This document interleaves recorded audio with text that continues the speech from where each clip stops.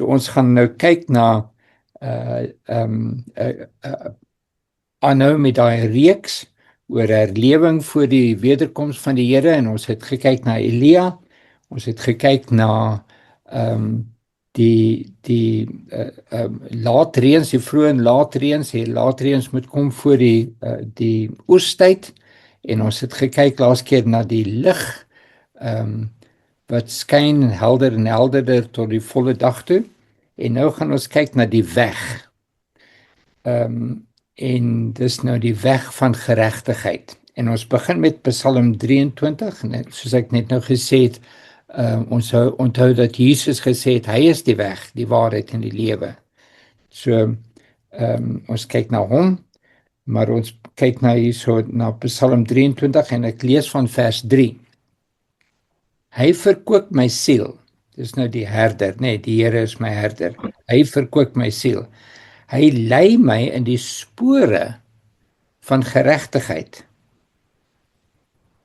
Hy lei my in die spore van geregtigheid om sy naam ontwil. So daai spore, dis die weg, dis die pad.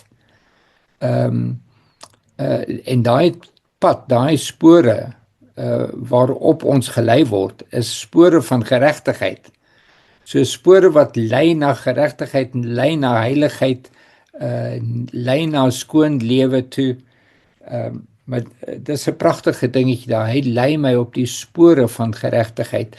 En ek dink nou net soos wat ek hierdie lees, jy trap 'n spoor, een trappie op 'n slag, is dit nie?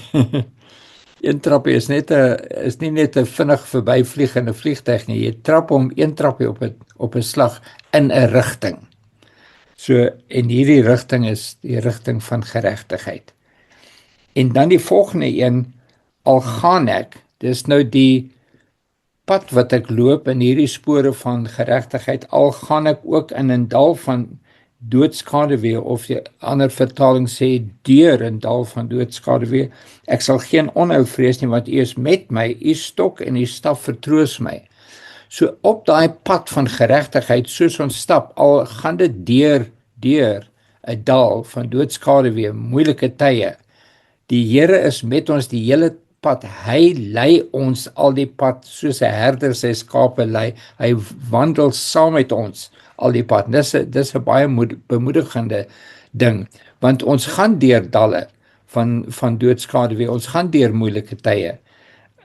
Maar ons weet net hy is met my. Daai pragtige skrif wat ons baie keer met Kersfeestyd sing of opsê, Immanuel, God met ons. Nee, God met ons. So hy is met ons op daai spore, trappie vir trappie vir trappie. Ons weet miskien nie wat môre hou nie, maar ons weet dit is 'n spoor van geregtigheid, en dat hy ons lei op daai spoor al die pad, en ons gaan in 'n definitiewe rigting. Ons loop nie net doelloos deur die wêreld nie, ons gaan in 'n definitiewe rigting. So ons begin met daai pragtige skrif. Ons het laas ook gekyk na Spreuke, hoofstuk 4, ek gaan nou ook na Spreuke hoofstuk 4, maar gaan 'n ander versie deel, Spreuke hoofstuk 4, en daar het ons laas keer gekyk na vers 18, as julle onthou, die pad van die regverdige, so dis ook hierdie weg, hierdie spore van geregtigheid, die pad wat ons stap, is soos die lig van die môreglans wat al helderder word tot die volle dag toe. En ons het bietjie gekyk na die helderheid, na die lig daarvan, maar ons het gemis dat dit 'n pad is, die pad van geregtigheid.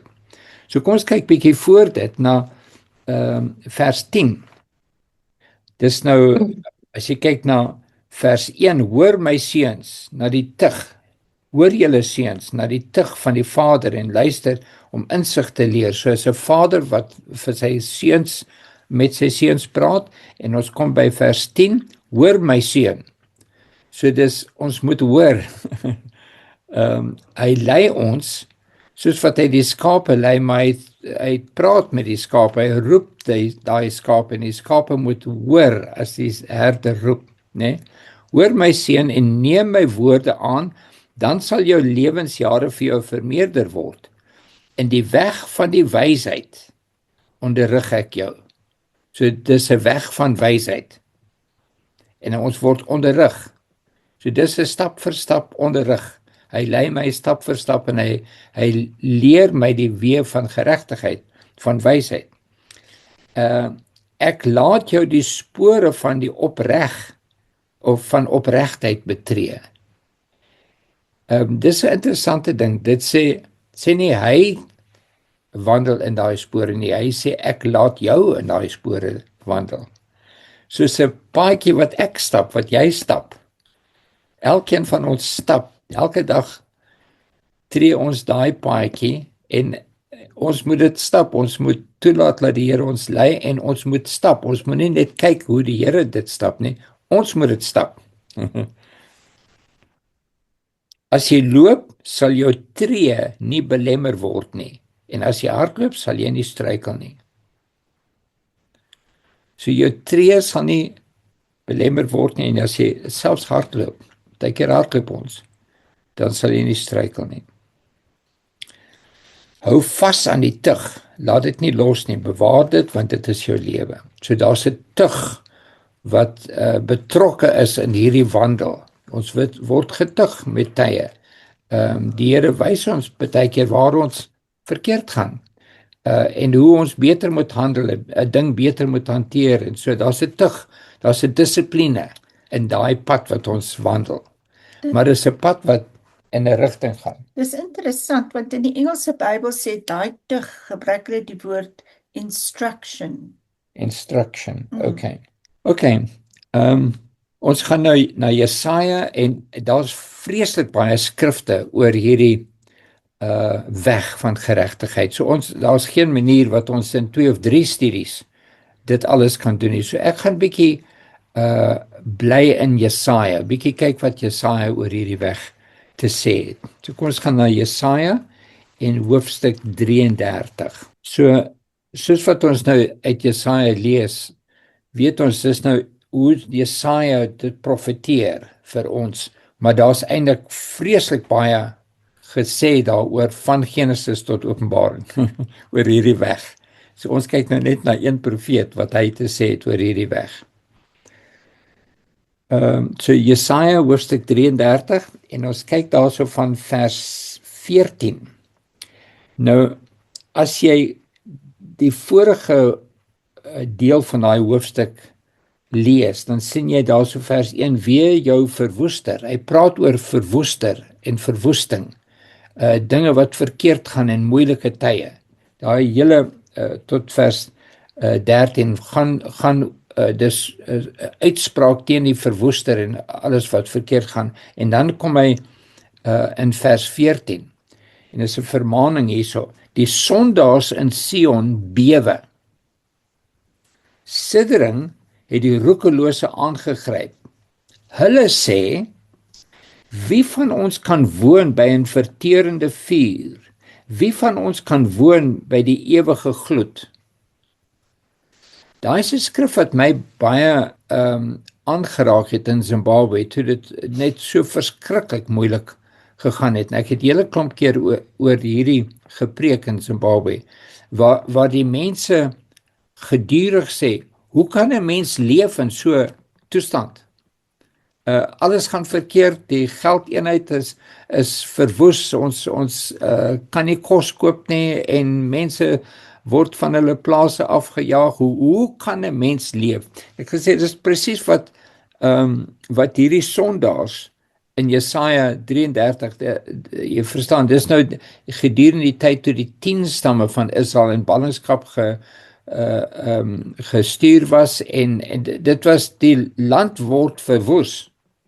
En hulle sê, wie kan woon by so 'n verterende vuur? Wie van ons kan woon by die ewige gloed? Hulle vra die vraag. Die sondaars vra die vraag. Nie die regverdiges nie, die sondaars vra daai vraag. Dan antwoord hy dit. Vers 15. Hy wat in geregtigheid wandel en spreek wat reg is. So jy wandel reg en jy spreek reg. wat gewin deur afpersings versmaad. In ander woorde, hy gaan nie met die korrupsie van die situasie nie. En dit is in Zimbabwe was dit so, en hierso in Suid-Afrika sien jy verskriklik baie korrupsie.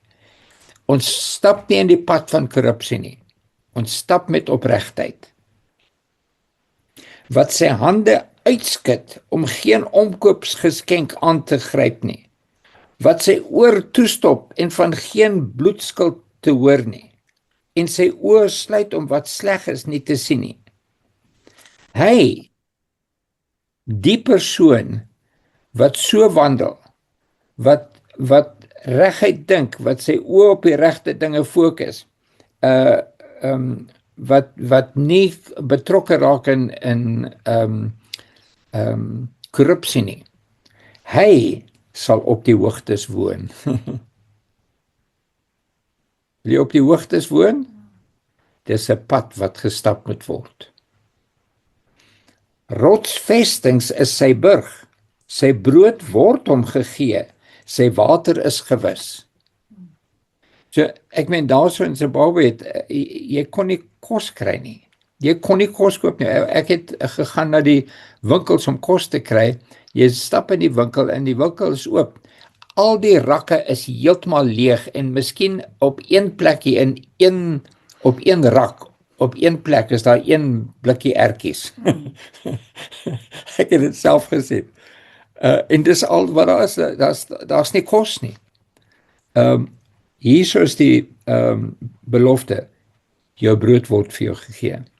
En die Here het bonatuurlik vir ons voorsien.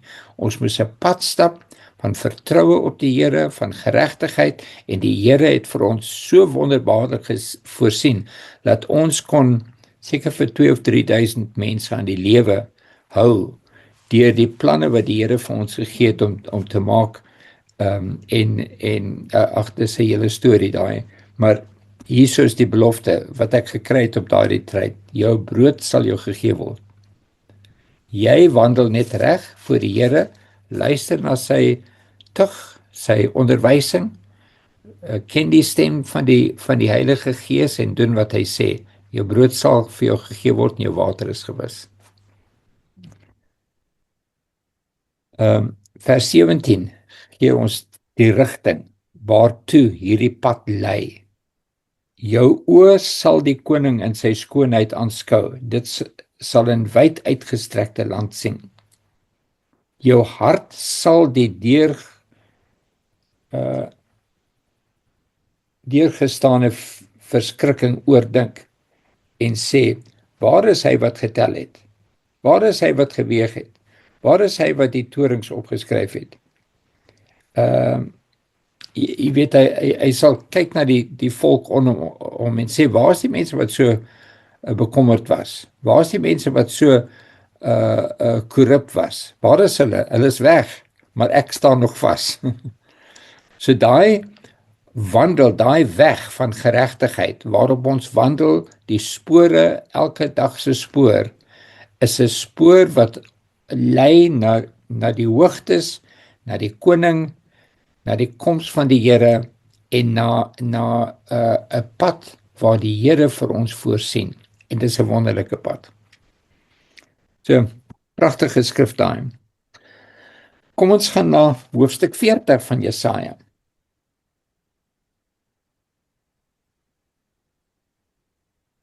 Jy verstaan, Jesaja het geleef in 'n tyd wat die hele land versmag het. Die hele land was stikkend geweest.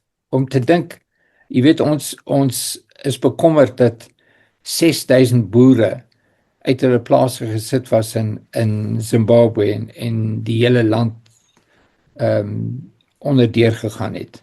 Bekommerd hierso in Suid-Afrika met so baie aanvalle op boere en wat ook al oral en so baie korrupsie.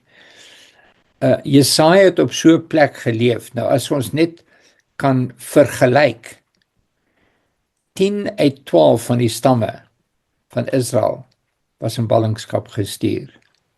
Dis wat iets in die 88% of wat ook al. 6,000 boere is nie naby 88% nie.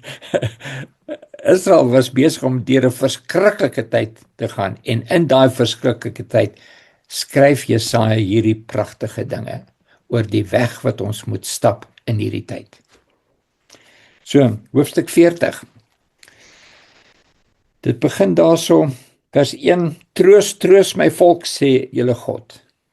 In ander woorde, ons moet woorde hê wat troos, woorde wat bemoedig in hierdie tyd. Troos my volk. Spreek na die hart van Jerusalem en roep haar toe dat haar stryd verby is, dat haar skuld betaal is, dat sy uit die hand van die Here dubbel ontvang het vir al haar sondes. In ander woorde, die prys vir die sondes is al reeds betaal. In stem van een wat roep, berei in die woestyn die weg van die Here. Maak gelyk in die wildernis 'n groot pad vir ons God. So kom ons kyk net na daai versie, berei in die woestyn die weg van die Here. Kan jy onthou wie in die Nuwe Testament daai woorde gesê het? Johannes die Doper. Johannes die Doper. Hulle het vir hom gevra, wie is jy?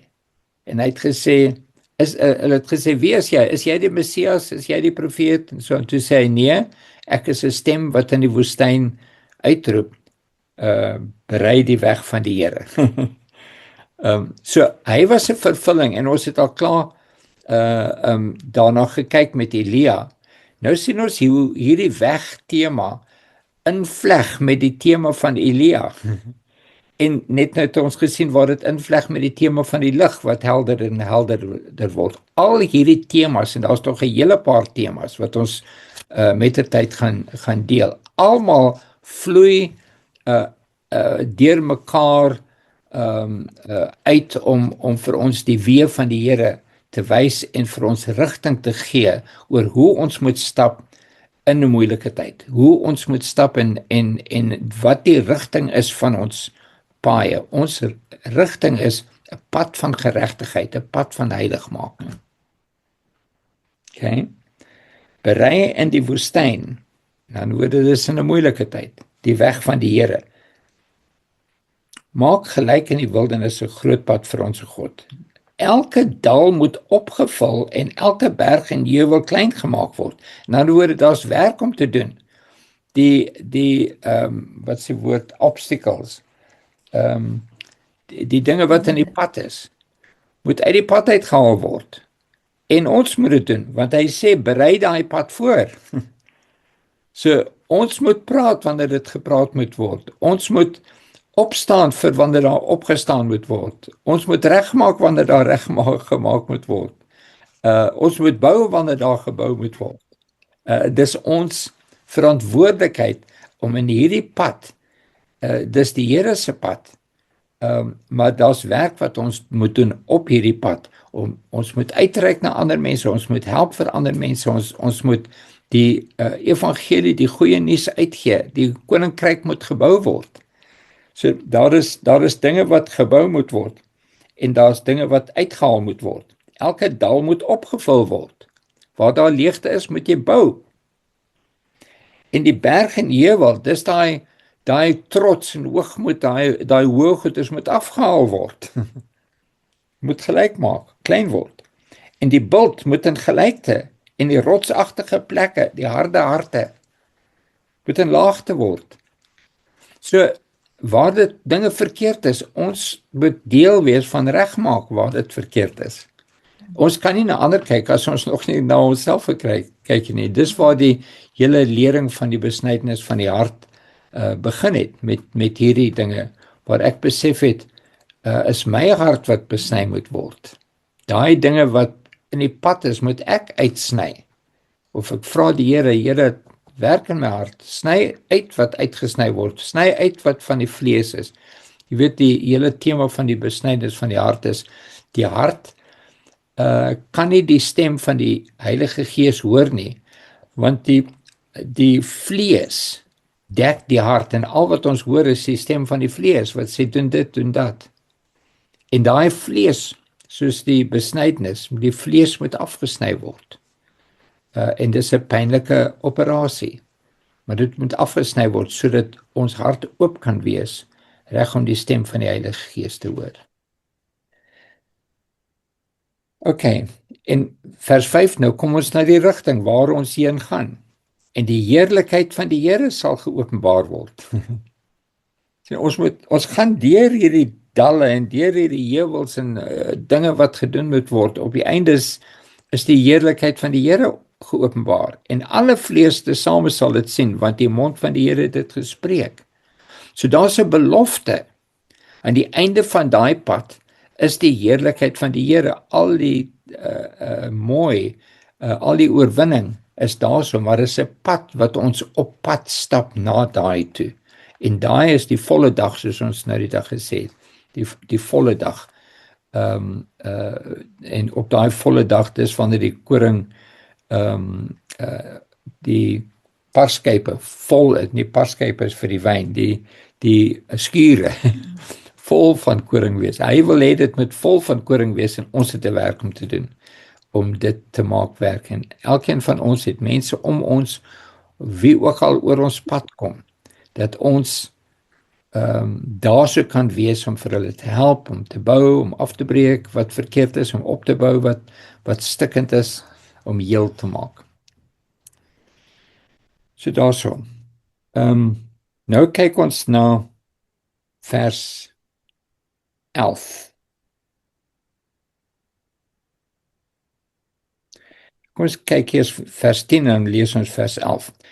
Kyk, die Here Jehova, dis Elohim Yahweh, sal kom as 'n sterke en sy arm sal heers. Kyk, sy loon is by hom en sy beloning is voor sy aangesig. So hy sal ons beloon vir wat ons doen. Dan kyk vers 11. Hy sal sy kudde laat wei soos 'n herder. Dan sien jy die sagte hart van Jesus, hy is die herder. Hy sal die lammers in sy arm vergader en aan sy bors dra. Die lammerooi sal hy saggies lei. Is dit nie 'n mooi skrif nie? Hy lei ons op die pad, maar hy lei ons saggies. Hy as ons moeilikheid hou hy ons vas aan sy bors. En dis 'n mooi prentjie van 'n herder wat omgee vir sy skape. Hy gee om vir ons. Hy is lief vir julle, vir ons almal. Dis nie 'n pad van verskriklike pad wat ons moet loop nie. Dis 'n pad waar hy ons soos 'n herder lei, stappie vir stappie. En hy is daarso vir ons, hy lei ons saggies. Ek dink nou net skielik, ek nou nie hierdie voorberei nie, maar ek dink daarso waar Jakob op pad terug is van Laban en hy gaan terug na die beloofde land en hy ontmoet vir Esau. En hy is nou baie bang vir Esau, want Esau wil hom doodmaak en Esau sê, maak vrede met hom. En dan sê Esau, kom ons gaan nou terug na ons land toe. En Jakob sê vir hom, gaan jy vorentoe, ek gaan stadig stap, want ek het lammertjies en ek wil nie te vinnig gaan nie, anders gaan hulle doodgaan, anders gaan hulle seer kry. Daar's 'n hart van 'n herder, is dit nie? Hy het lammertjies wat stadig moet stap. Laat hulle stadig stap op hulle pas, maar stadig help die herder hulle vorentoe, uiteindelik kom hulle daarso. En ons groot herder is besig met ons. En ons is sy lammertjies en hy stap stadig met ons. Partykeer verstaan ons nie mooi nie, partykeer gaan dinge moeilik. Ons gaan stadig vorentoe, hy lei ons saggies. Is dit nie pragtig nie? OK, ons kyk nou Jesaja 42. Kyk hoe baie mooi dinge kry jy net uit een boek, nee. Ek lief Jesaja, wel al die skrifte, maar Jesaja is vir my 'n pragtige profetiese boek. Jesaja 42 en vers 16. Ek die regte skrif hierso. O ja, Jesaja 42 vers 16. Ek sal blindes lei op 'n weg wat hulle nie ken nie. Hulle laat loop op paaie wat vir julle onbekend is. Ek sal die duisternis lig maak voor julle uit en die hobbelrige plekke gelyktes.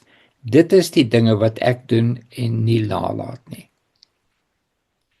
Kyk wat is die woord gentle, hoe sag is daai woorde. Ek sal die blindes lei. Jy kan nie blinde vinnig lei nie. Jy moet hulle saggies lei en help, want hulle weet nie waar hulle volgende moet trap nie. En die Here, hierso wys hy vir ons hoe hy ons lei. Een trappie op 'n slag. Hy maak seker elke trappie is reg. Ons luister na hom waar om te gaan. Sjoe, hier is pragtige skrifte van vers 6, 7, 8.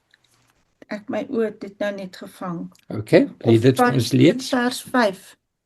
Dit is so mooi. Dit sê, Thus says the Lord God, who created the heavens and stretched them out, who spread out the earth and its offspring, who gives breath to the people on it, and spirit to those who walk in it. I am the Lord. I have called you in righteousness. I will also hold you by the hand and watch over you. And I will appoint you as a covenant to the people, as a light to the nations, to open blind eyes, to bring out prisoners from the dungeon, and those who dwell in darkness from the prison. I am the Lord, that is my name. I will not give my glory to another, nor my praise to graven images.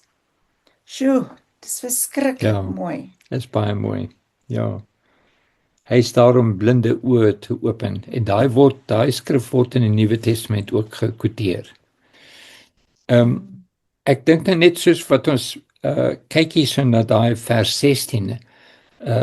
Hy sal die blindes lei.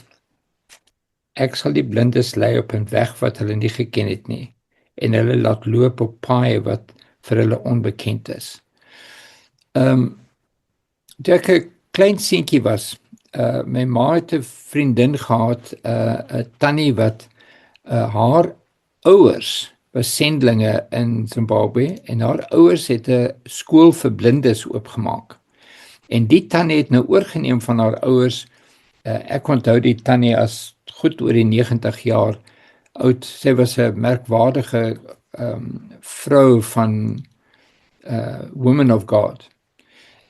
Maar sy het daai blinde skool, het sy die blindes geleer oor die Here en ek meen daai blindes was goddelike mense gewees, maar hulle was blind. En toe het sy gereël dat sy die blindes neem, 'n hele groep. Nou onthou jy in daai dae was dit swart mense. En hulle kon nie eintlik Engels goed praat nie, maar sy kon Shona vlot praat en so sy het met hulle gekommunikeer en vir hulle geleer. En toe reël sy om die blinde skool, want hulle kon verskriklik mooi sing, om die blindes te neem met 'n vliegtuig Amerika toe en op die Withuis se trappe sing. En hulle het dit gedoen. En sy het hulle gelei al die pad waar hulle gaan, het sy hulle gewys wat om te doen en wat ook al, en uiteindelik het hulle daar op die trappe van die Withuis gesing. So het hulle uitreik gedoen. Pragtig. Nou, ons familie en daai familie, sy was Hugo, tannie Hugo, en my ma se familie, die Mollers, hulle was baie groot vriende en hulle het almal van Morgenster sendingstasie daarso mekaar leer ken. En toe my ouma baie oud was en kanker gehad het en aan sterwe was sy in ons huis. Sy het daarso gebly en naby aan die einde van haar lewe, toe vra sy wil nog net een ding hoor. Sy wil hê die blindes van Kapota sendingstasie moet vir haar kom sing. Toe het my ma gereël met tannie Helene Hugo en die hele klomp, ek weet nie, seker 20 of wat ook al, van die koor het gekom in ons huis stadig, het sy hulle gelei in my ouma se kamer. Ek was daar ook. So om haar bed het die mense gestaan. Nou hulle kan nie sien nie, maar nou staan hulle daar so en toe het hulle vir my ouma gesing. Pragtig gesing. Net as 'n bemoediging vir haar. En daarna is sy oorlede. Maar dit onthou ek hoe tannie Helene vir daai blindes gelei het. En ek kan net dink hoe die Here ons lei. Want baie keer weet ons nie wat môre hou nie, maar hy lei ons en dis op daai weg van geregtigheid waar hy ons elke dag lei en die toekoms daarvan is heerlikheid. So daar's 'n pragtige herinnering vir my van iets wat gebeur het toe ek 'n klein seentjie was. Ek sal dit nooit vergeet nie. Jesaja 62 en ons lees van vers 10. En hierdie skrif gedeelte, hierdie hoofstuk gaan oor die verheerliking van Jerusalem. So dis nou die eindpunt, die heerlikheid wat kom.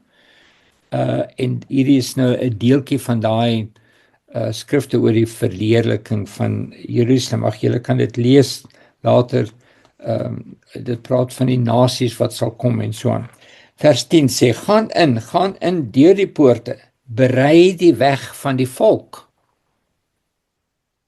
Berei die weg van die volk. So daar's die voorbereiding van die weg van die Here om die volk terug te bring, in herlewing terug te bring na hom. Maar Jesus sê, berei die weg van 'n volk. Vir 'n volk om terug te kom is daar dinge wat gedoen moet word vir voorbereiding. Berei die weg van die volk, vul op die groot pad, gooi die klippe weg, steek 'n banier op oor die volke. Weer is daar werk, daar's klippe wat uit die pad uitgehaal moet word.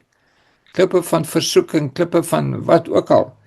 Daar is slaggate, hy sê vul op die groot pad. Hulle het seker ook slaggate daar gehad. Moet die pad opval, dat dit 'n gelyke pad kan wees.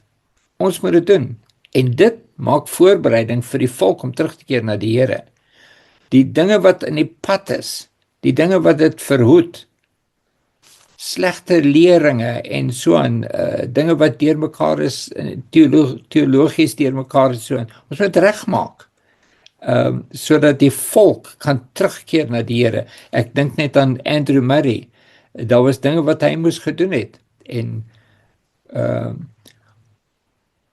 Koos is 'n afstammeling van Andrew Murray, het julle dit geweet?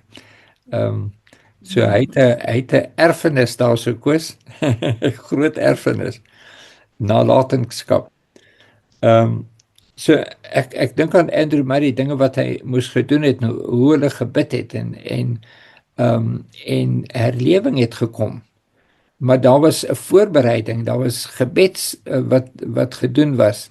En daar was voorbereiding en daar was uiteindelik herlewing in Suid-Afrika, 'n geweldige herlewing wat so groot was dat daar 'n sending veld oopgegaan het, mense het uitgegaan op sendingstasies en sendingstasies was gebou van Suid-Afrika op reg deur Afrika tot in Sudan. Daar honderde sendingstasies, oral sien jy sendingstasies wat gebou was in daai tyd, wat begin is deur gebed en regmaak. 'n pad was voorberei vir die volk om terug te kom. En daai is nou monumente wat by elke dorp staan, groot monumente in die middel, om te sê wat 100 jaar terug gebeur het, 150 jaar terug. Vers 11, kyk, die Here laat dit hoor tot by die einde van die aarde. Sê aan die dogter van Sion, kyk, jou heil kom. Kyk, sy loon is by hom, en sy beloning is voor sy aangesig, en hulle sal genoem word die heilige volk. Mag ons volk weer genoem word die heilige volk. Hierdie pad waarop ons stap is 'n pad van geregtigheid, 'n pad van heiligmaking. Die verlosters van die Here, en jy sal genoem word die begeerde, die stad wat nie verlate is nie. Ek dink aan so baie dorpies wat baie verlate is, soos wat ons deurry, deur Suid-Afrika. Daar's 'n opbou, daar's 'n weg van die volk wat voorberei moet word, om die volk terug te bring na die Here toe. En ons het baie werk om te doen. Elkeen van ons het werk om te doen met die mense om ons. Wel dan vir almal van julle wat dit doen. Kobus en Melinda, ons sien daai dingetjie van die pa-seun kamp wat julle weer gaan doen. Mag dit geseënd wees. Wel dan. Julle hou aan met daai en dit is so mooi om te sien. Wel dan. Ek dink ons almal kan sien wat hulle doen en ons almal het 'n werk hier om ons wat ons moet doen. So dit is die weg wat voorberei is.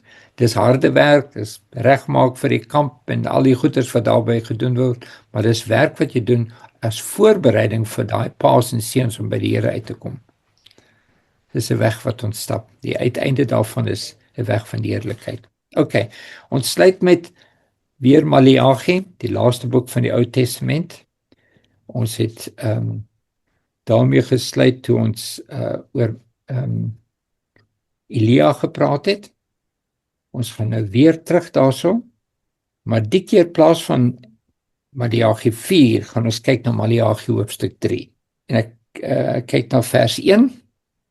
Kyk, ek stuur my boodskapper wat die weg voor my uit sal baan. Daar's die weg wat uitgebaan word. 'n Boodskapper doen dit. Dis nie net outomaties daarso gedoen nie. 'n Boodskapper word gestuur om daai weg uit te baan. Dan sal skielik, wanneer daai baan uit daai weg gedoen is, dan sal skielik na sy tempel kom die Here na wie julle soek, naamlik die engel van die verbond, na wie julle in begeerte het. Kyk, hy kom, sê die Here van die leerskare. Maar wie kan die dag van sy koms verdra? En wie kan standhou as hy verskyn? Want hy sal wees soos die vuur van die smelter en soos die loog van die wassers. En hy sal sit in smelter en reiniger van silwer. Hy sal die seuns van Levi reinig en hulle louter, soos goud en soos silwer, sodat hulle aan die Here in geregtigheid 'n offer sal bring.